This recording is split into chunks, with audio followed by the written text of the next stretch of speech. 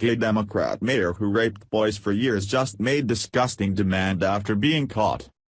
They say that power corrupts, and absolute power corrupts absolutely. This has shown itself to be true time and again with people in power around the world through the ages. We as the voters have to be very careful who we put in places of power. Not only can we destroy our own legal system if we put the wrong people in charge of sensitive issues, but they might leverage that power to serve their own sadistic pleasures. That was the case with an openly homosexual Democrat who won the mayorship in the city of Seattle. Mayor Ed Murray had a history in public office that might make him as good as any candidate for the position of mayor, but what people didn't know was his history with the weak and defenseless in his care before he made the move to public service. This perverted power-hungry man not only molested multiple children put in his care by the foster system, he actually paid them off with money and even drugs.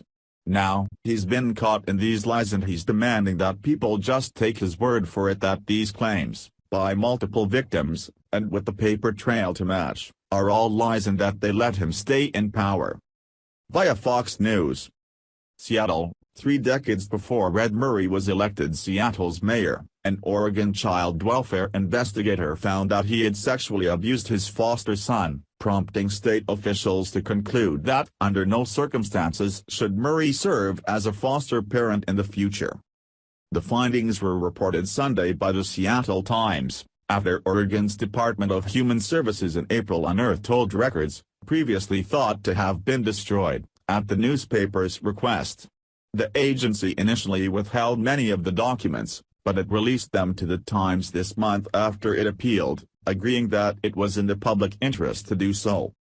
In the professional judgment of this caseworker who has interviewed numerous children of all ages and of all levels of emotional disturbance regarding sexual abuse, Jeff Simpson has been sexually abused by Edward Murray, Child Protective Services caseworker Judy Butler wrote in the May 1984 assessment.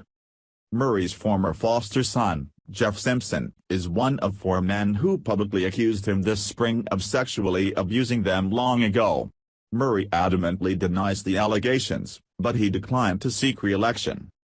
In a written response Sunday, Murray said the child welfare investigator never interviewed him and that neither he nor his attorney was informed of the findings at the time. He said the allegations were fully investigated and prosecutors never brought charges. That she believed Jeff's claims at the time and advocated on his behalf is painful to see, but does not change the fact that, based on the totality of the evidence that was collected, the district attorney declined to file charges, Murray said.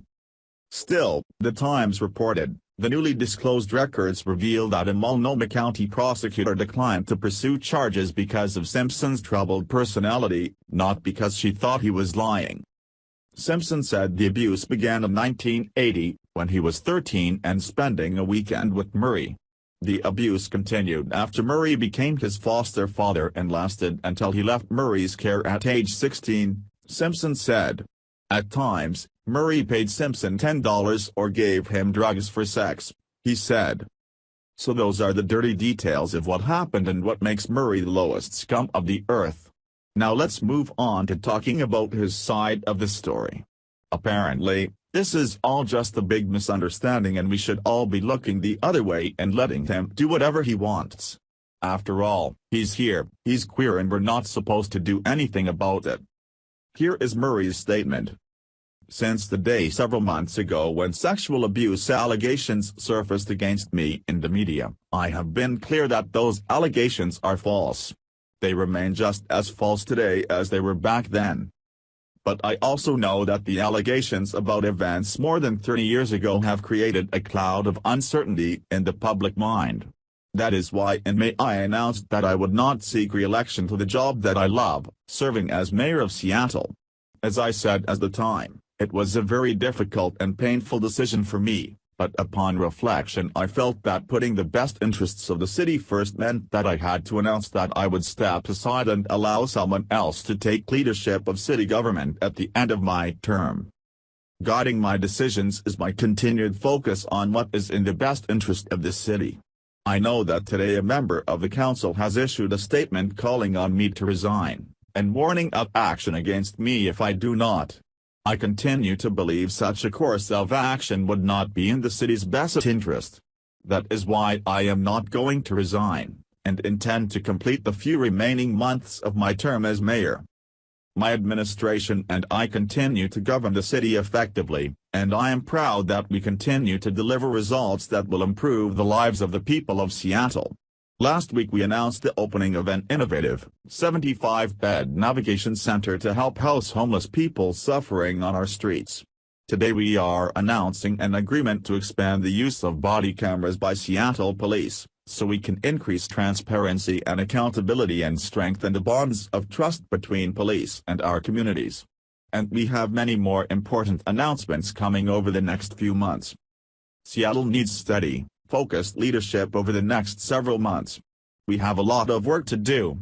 Establishing an effective transition between administrations takes months of careful planning and preparation, work that I and my team have already begun.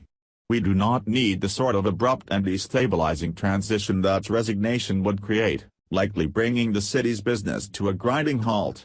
Council action against me would similarly prevent the city's business from continuing, only so I can again show those allegations from 30 years remain false. The Seattle City Council isn't happy about what he's doing, and they're looking for ways they might remove him from office, beginning by just asking him to resign on his own. As we've seen, the mayor, who shows no remorse, doesn't plan to do that and may end up being forcibly removal. The city of Seattle has a choice to make. They can side with their mayor, because it's the fashionable thing to do to side with the gay person, or they can stand up for the innocent and make this predator pay for what he's done to the children who were put in his care. These people can't get their childhood back, but the powers that be can make the perverted child molester who is responsible pay for his actions. Share if you think Murray should go to prison. Thanks for watching. Please subscribe Breaking News 365 channel. Goodbye and see you again.